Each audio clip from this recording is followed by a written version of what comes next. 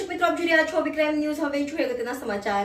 આજ રોજ તારીખ 1/5/2024 રોજ દાહોદ જિલ્લાના ઝાલોદ તાલુકાના થેરકા ગામે માનનીય સાંસદ સભ્ય શ્રી જશવંત બાબુર સાહેબ, માનનીય પૂર્વ જિલ્લા પ્રમુખ શીતલબેન વાઘેલા, તાલુકા પંચાયત સભ્ય શ્રી અનિતાબેન વિનોદભાઈ સંગાડા, થેરકા ગ્રામ પંચાયત સરપંચ રાજેશભાઈ સંગાડા, બીજા અનેક કાર્યકર્તા સાથે ગ્રામજનોને ચૂંટણી માટેની મીટિંગ રાખેલી હોય સૌ ગ્રામજનો હાજર રહ્યા હતા. રિપોર્ટર ચિમન પુરિયા, અવિક્રમ ન્યૂઝ. ફેર પડ્યો કે નહીં પહેલા કરતા કે પંજાબ વાળો સારું હતો? તમને એ પાછો વધારે યાદ આવે ધારો થોડા. હવે દેશમાં મોદી સાહેબ નું રાજ 10 વર્ષ ચાલ્યું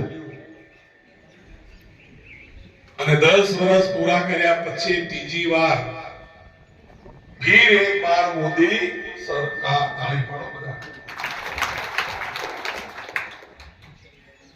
આજે